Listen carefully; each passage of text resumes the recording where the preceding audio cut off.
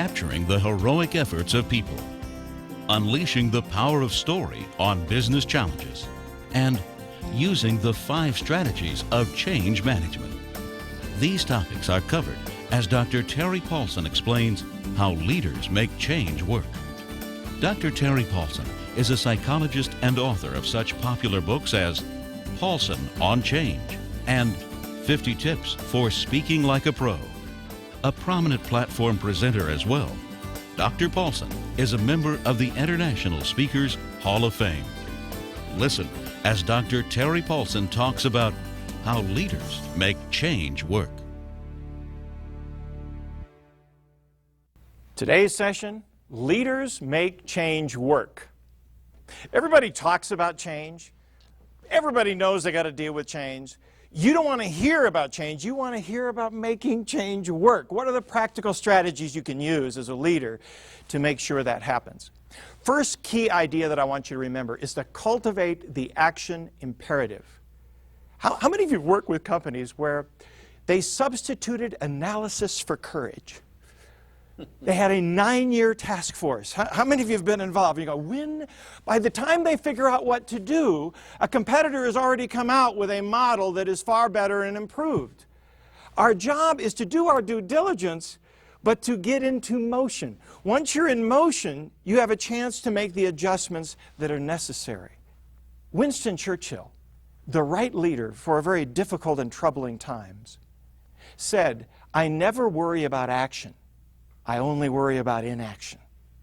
Because once people are in inaction, their doubts take over, their inability to assess and to establish a direction begins to take precedence, and we lose our focus. Once we're in movement, we can adjust. It's very much like skiing. How many of you agree when you're skiing, when you first learn, they taught you oftentimes the snow plow was the term that was used here in the States. You would hold your legs apart and you would move slowly down this whole mountain. You paid to have a very poor experience. They no longer do that. Now they teach you that merely by waiting and increasing the speed, you increase the likelihood that you can traverse the mountain more effectively.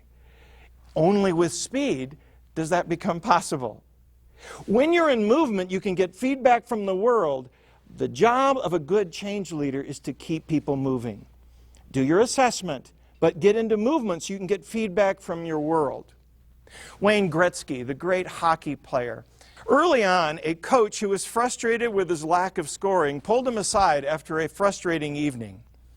And he said, "You outskated everybody else out there on the ice, but you did not take a single shot on net.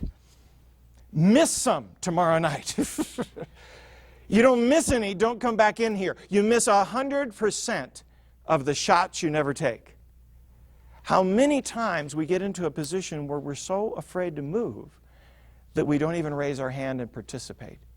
We were taught that in school. You remember that in school? Where you were afraid to raise your hand? You're thinking, is this profound or is it stupid? The line between profound and stupid is a very thin line. And by the time you've figured it out, somebody else has suggested your idea, or the agenda has moved to a new item. Our responsibility is to make sure that we share our ideas, that we take our risks, that we make our moves in making our vision happen.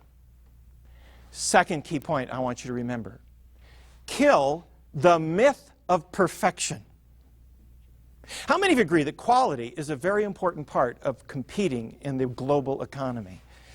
You have to have quality products and services. It's like oxygen. Without it, you're not going to survive. And yet, if you become so focused on quality that you're not able to make the strategic risks that are necessary to move you forward, we will fall victim of being very good at something no one needs. Our responsibility is to manage that tension. I support the quality initiative. I work to try and establish best practices and learn. And we will continue to do that throughout history. But we have an equal responsibility to make it safe for people to have error. How many of you agree as soon as you're doing something new, error comes into the picture? I'll give you a quick little exercise. Take your left hand to your nose. Everybody, right now, left hand to your nose, right hand across left earlobe. This is position 1. Now I want you to move to position 2. Right hand on nose, left hand across right earlobe. This is position 2. Now that you've had training, I want you to stay with me on count as we go from 1 to 2 on count. Are you ready? 1, 2, 1, 2, 1. Okay, I suggest you stay in the jobs you have. I'm actually more concerned with those of you who stayed up with me because it proves you do it frequently, which is a very bad sign. You see, that's what training is like. I can tell you what to do. I can model it as I did. I can even let you practice it once. But when I moved you to full life speed, you faltered. And as a result of that, isn't that what happens in so much of learning? We go to a program and we learn wonderful things. But when we come back, we've got a desk full of new messages because we've been there. We've got emails to respond to. We've got all this stuff to do. And what happens is it's too easy for us to go back and do it the way we did it before. The challenge of leadership is making sure that when you move through change, you make room for error and you manage it. Hidden errors become big errors.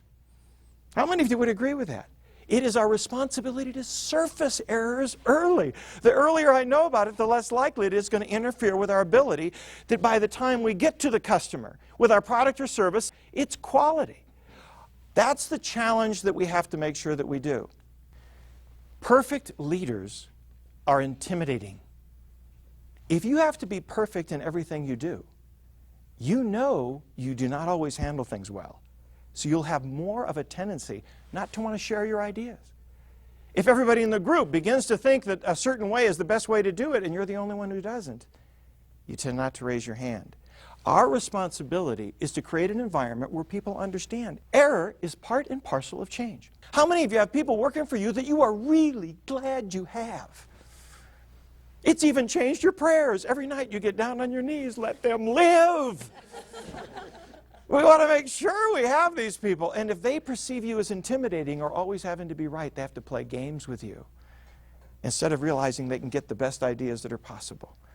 Our challenge is to make sure that we build an environment that is safe to talk about errors. Third point. It is critical that we use error as course correction feedback. When you're driving a car at 60 miles an hour down a road, I don't care how straight the road, nor how effective or well-engineered the vehicle.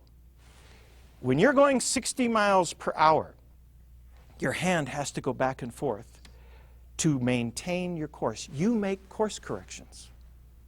If you don't believe that, try it. Get a car, align the car, make sure that you're looking directly down the center of that road and accelerate to 60. You'll feel pressure to move your hand. If you don't move your hand, make sure you use a friend's vehicle. And you have an ambulance ready to pick you up when you go off of that road. That's when you're going 60 miles an hour. When a plane is going 600, they have to make those course corrections even more effectively. It's the same thing with making change work. We have to make sure that we're allowing the errors that we have to provide the course correction data to adjust our course as we move. That's the responsibility of leadership. I had one CEO who called me from South Carolina after attending one of my programs, and he said, I want to tell you what I did.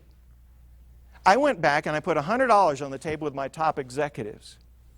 And I said to them, I want to tell you about a mistake that I made last week and what I learned from it. He had never done that, so they knew he'd been to a seminar. He was acting bizarre.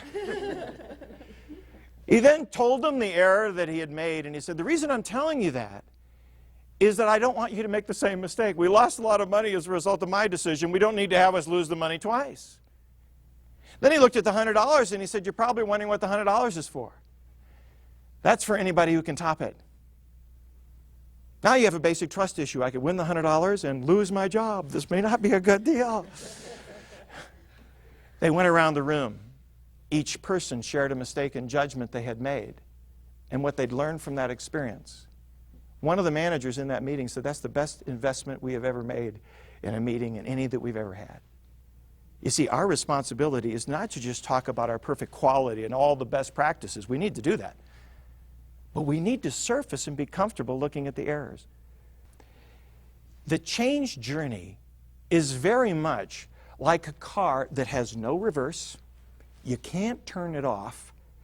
There is no easy off-ramp. And you have to fix all flat tires while moving. That is why your rear view mirror is smaller than your front window. Can you imagine driving a vehicle with a huge rear view mirror and you have a little slit 6 inches to drive through? That would be an exciting drive. You see, what I think happens to too many companies and individuals when they look at change, they get preoccupied with the mistakes that they've made instead of thinking about the choices they have to make as they move out the front window. You as a leader must not only manage error, but use it to help you propel towards the vision and the mission that you've created. And if you're doing that, you're keeping people out of the past into the future. Whenever you're stuck in the past, that's in an area you can do nothing about. Our job as leaders is to keep people focused on what we can do to take advantage of errors to move us forward strategically and effectively. Fourth point, unleash the power of story. Story is what penetrates. The interesting thing is, you can tell me statistics, you can tell me about best practices, but when you involve a story about real people making a real difference, you connect to the lives of people. Unfortunately, what often happens in organizations is they have legendary stories that talk about the founding fathers of their organization, the founding fathers of their country. But we forget that as we go through change, you have to incorporate new stories that capture the new culture.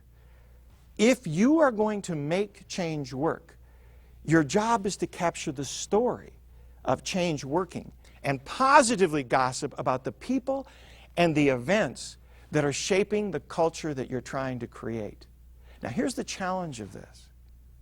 The longer you've worked with people, the less likely it is you listen. How many of you agree? We count our computers oftentimes more than we do our people. I love my computer. I'm sitting at my computer and I'm working, and Nancy comes in. And she said, I need to talk to you. And I say, certainly. Go. And I continue to work at my computer. What am I saying to Nancy? You're not important. Look, I know I'm supposed to have an open door, but in spite of the fact that I have a closed mind, continue.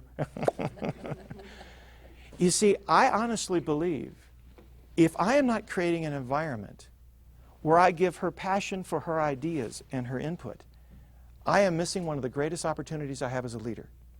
5 minutes listening to somebody else's excitement is one of the things that cements the change process in a positive way. Edith Wharton said, there are 2 ways of spreading the light: to be the candle or the mirror that reflects it. You see, as a leader, I come back from a training seminar and I'm excited about what I've learned. And I want to come back and I want you to share my excitement. But I have a lot of people that I need to influence. So I come back and I say, Pat, here's my light. I've been to training, and I want you to know I have new passion and excitement for my vision and the change we're going through. Do you share that, Pat? Take out your candle right now. All right, now would you light your candle? This is our candle for change. Do you feel excitement and passion? Starting to. Starting to. I can sense it in you. Now, you just keep it up yourself, because I got people I need to excite. As soon as I leave, what's he going to do with a candle? Whew, God, I guess you had to be there. There's something wrong with this guy. You see, here's the interesting thing. If you have to be the motivation for your people, you're never there. If you're pushing and pulling people to change, you got a problem. My responsibility is, what if I was the mirror? What if when I came back from that training experience, instead of saying what I said before, I came up to Pat and I said, Pat, I went to a training session today. And I got to tell you, half of the time I was there, I was thinking about you. Because they were talking about some of the ways to make change work. And as soon as they mentioned those areas, I went to some of the things you're doing on your group and the fine work you've been doing on that project. And I kept thinking, I have a wonderful employee working for me who makes change work. And I just want you to know, continue to do those kinds of things. It's exciting. You see the difference?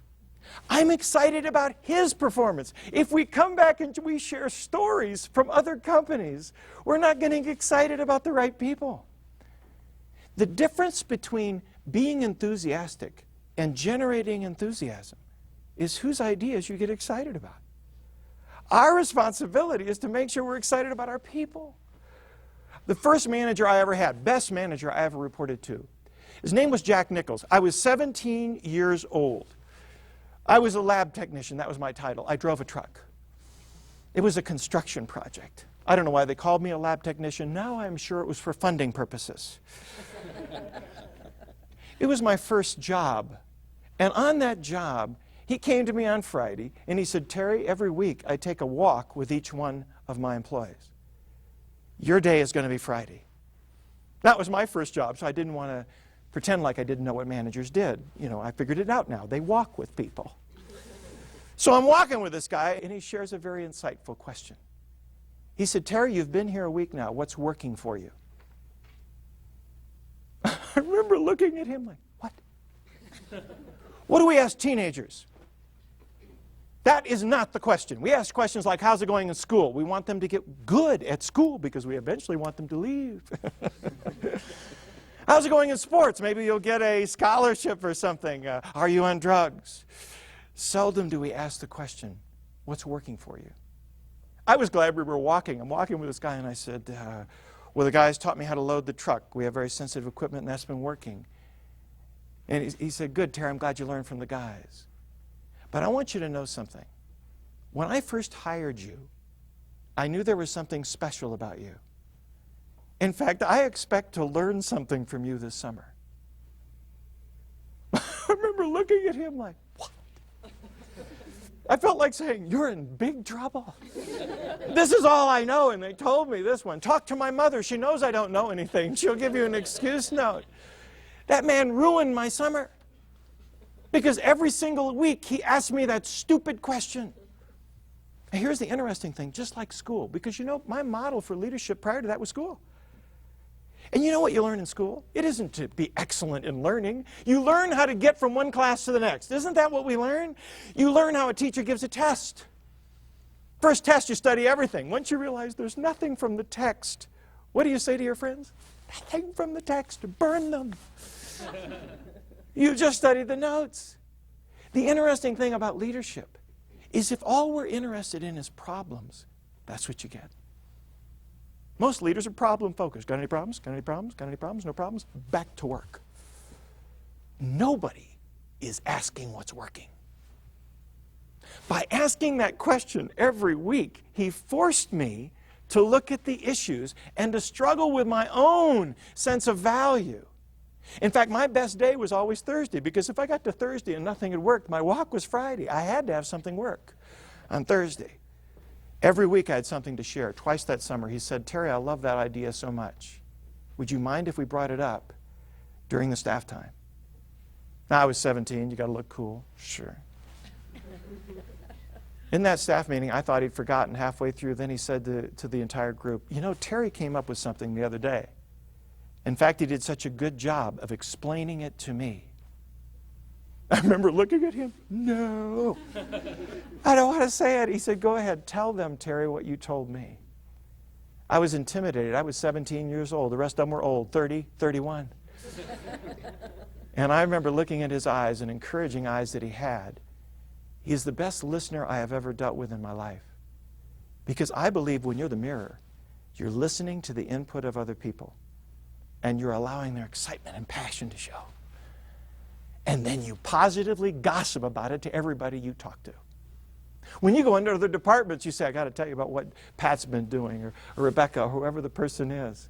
Because when you start to create that, you create momentum for positive change. What are the stories you tell?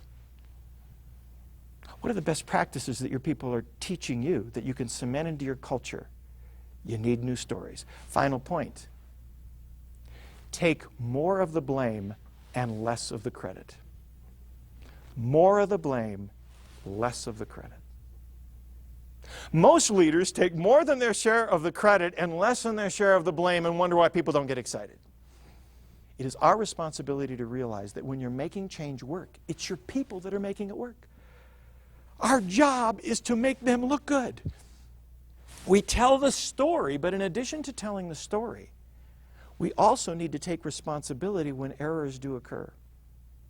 Because how many of you agree? We talked about it earlier. When you go through change, there are going to be times that you did a bang-up job and it still didn't work. In the medical profession, they have a term for that, heroic efforts. A team worked feverishly to save a person's life, and they still die. That doesn't mean a mistake was made. It may very well be that they did everything they possibly could, and they have to pat themselves on the back and move forward. If you do not support heroic efforts on the part of your people, I will tell you what they will come and say to you. It's not in my job description. Just have me do what I've always done. I don't want to take any new risks. If I'm going to get the heat every time something doesn't work, I only want to do what is safe. A lot of people don't want to be empowered because they're afraid they're going to get yelled at. I had one gentleman tell me, the best manager I ever worked for, first woman I reported to, second week on the job, he took the entire computer system down for the company. How many of you have had moments on your computer that were not user-friendly moments? Second week on the job, he's working in his computer, IT department, all of a sudden, oh. Shoot, he heard things coming out of other cubicles that were not constructive. He knew at that moment he had made a big mistake. He went to his boss and he said, I think I've made a big mistake. She, being approachable, easy to work with, said, I'm sure it's not as big as you think it is. He said, I think it could be bigger. At that moment, her eyes got big because she reported to a yeller. How many of you have had to deal with yellers in your life? These are people that whenever there's a mistake, they come back and yell and scream about it. She knew that if it was big, he's coming. So what did she want? She wanted information. Tell me what happened. He's giving information. Do you have any backup? No backup. Okay. What do you have? Into this conversation of problem solving comes her boss in low brain function. He was subcortical back here in the reptilian area. He's coming in. The whole system is down. His carotids were flapping. The guy who made the mistake is in the room with his boss, watching his boss get yelled at for his mistake. He's only been in the job 2 weeks. What's he thinking? I'm history. That's all he could think of. The only positive thought he had was, at least my resume is current. I won't even have to say I've been in this job. You know, a 2-week gap, they'll understand that. For 15 minutes, he watched as his boss got yelled at for his mistake. And not once in the 15 minutes did that woman even mention his name. How many of you would agree that would be tempting? You knew? All she would have had to say was, there he is! He is defective. Take him. She took the entire heat of that confrontation. Realize something. When you're inviting people to go through change, you're still responsible. You don't delegate that. At the end of 15 minutes, the big cheese finally ran out of steam and said to this woman, this mistake should have never even happened. And she said, it did. And I take full responsibility for that. That's my area of responsibility. And every minute we're spending here is time we're not getting the system back up. The big cheese leaves.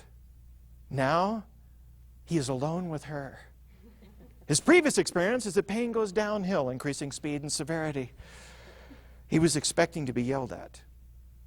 Instead, the woman did not even look at him, closed her eyes, took a couple of deep breaths. A smile formed on her lips. She opened her eyes and looked over at him and said, don't do that again. He said, I almost died. I said, I'll never do that again. And she said, I'm sure you won't. In fact, if it did happen consistently, we'd have a different kind of conversation. But I want you to know something. We share in some of that responsibility. We made proprietary changes in our system. We may not have updated you on all of those. And I also want you to know how many times in the IT department I have to find out who made a mistake. You had the guts to come in here and take responsibility. You're the kind of person I want on my team. I'm going to need your help to get this thing back online. What do you think that man's level of commitment would be to that leader? He showed me his business card. I said, am I supposed to see something? And he said, oh, I'm glad you can't, because in the white space, every morning when I get up, I write the same thing in invisible ink. Servant. I would do anything for her because she stood up for me. Let's summarize the session. First, remember the importance of cultivating the action imperative. Stay in action. Only when you're in action do you get the opportunity to get feedback from your world that allows you to make the course corrections that are necessary.